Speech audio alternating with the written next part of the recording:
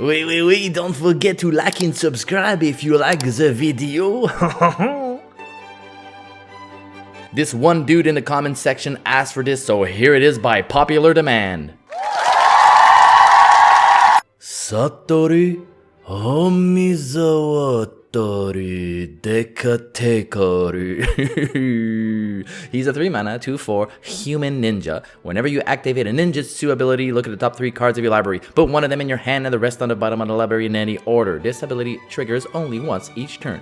Each creature card in your hand has ninjutsu 4. Wow!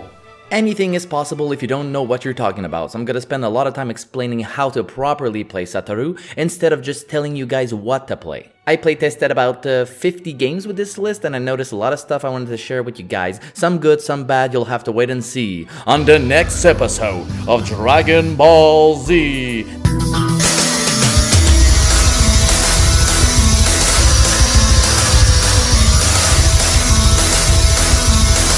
Always remember, you're unique, just like everyone else. So I just want to take a second and compare Satoru with, of course, Yuriko, the little bitch. Damn!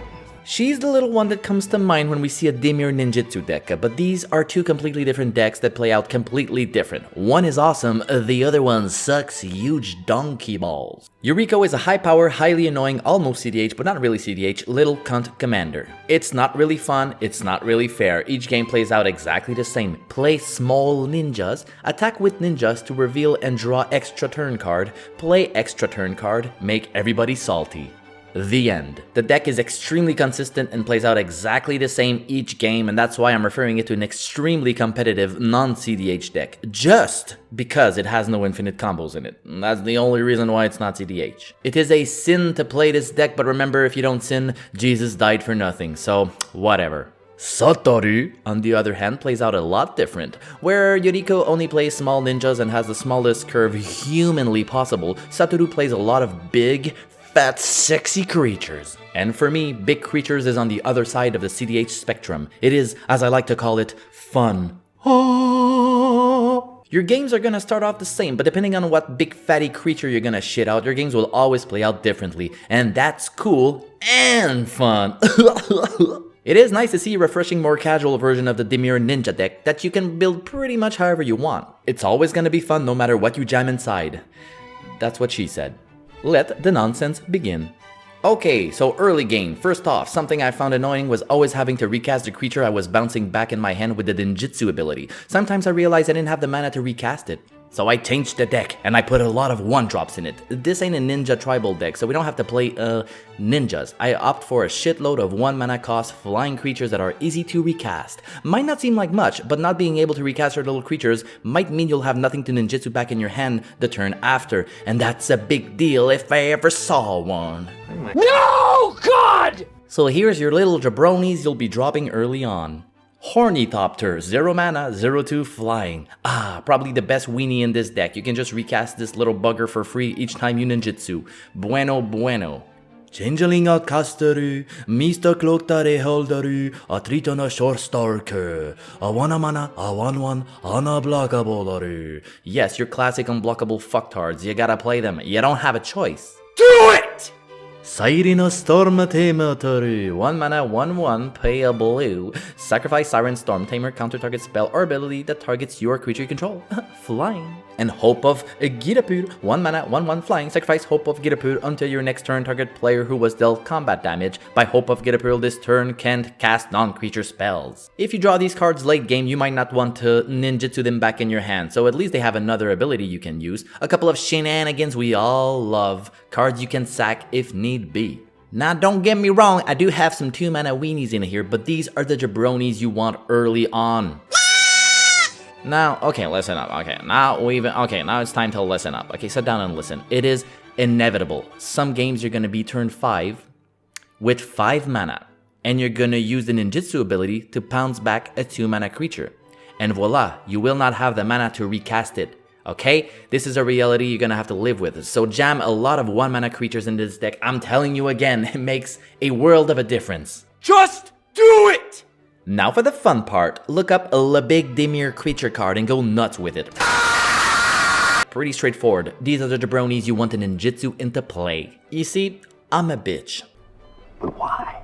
I'm an ETB bitch, okay? I really love ETBs. You make sure you get at least one trigger if someone removes your creature. It's pretty good. The new Archon of Cruelty is pretty cruel, yes. 8 mana, 6/6 flying. When he enters the battlefield or attacks, target opponent sacrifices a creature or planeswalker, discards a card, and loses 3 life. You draw a card and gain 3 life. What? Wall of Text, removal and card advantage on a stick. Plus, you keep getting his trigger each time he attacks. Wow. A good old Runescarred Demon. 8 mana, 6/6 flying. When he enters the battlefield, Demonic Tutor. Okay, so you make sure you'll have a big creature to cheat in next turn, for sure. Besides ETBs, we got some deal damage creatures that have triggers when, well, they deal damage, cause they won't be blocked anyways. Lord of the Void is pretty schnitzel. 7 mana, 7/7 flying. When he deals combat damage to a player, exile the top 7 cards of that player's library. Then put a creature card from among them onto the battlefield under your control. Schnitzel for sure. Mind Leech Mass, 8 mana, 6/6 trample. Whenever he deals combat damage to a player, you may look at that player's hand. And if you do, you may play a non-land card in it without paying its mana cost. Even more schnitzel if you ask me. Then we have some what the fuck creatures, the big, the bad, and the ugly. Blightsteel Colossus can one-hit anybody on the table. Yeah, 11 and 11, trample, infect, indestructible. That's it, make it happen, and you're good at magic.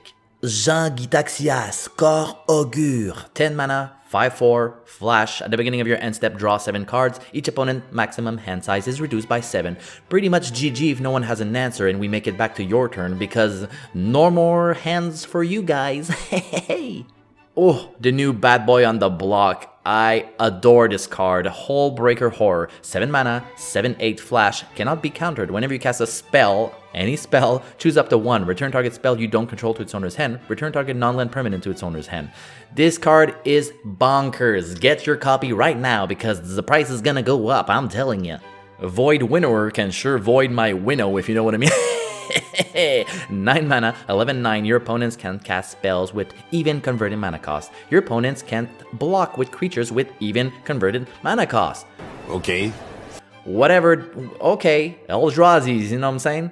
I sure like myself some new cards. Toxrill the Corrosive, 7 mana, 7/7. At the beginning of each end step, put a slime counter on each creature you don't control. Ew. Creatures you don't control get -1/-1 for each slime counter on them. Ew. Whenever a creature you don't control with a slime counter on it dies, create a 1/1 black slug creature token. Pay 2, sacrifice a slug, draw a card. So this bad boy can clear the way and make tokens to ninjutsu in case you run out of weenies. Please like and subscribe if you enjoyed the video, and don't forget, we're here for a silly goose time and that is it. Goodbye.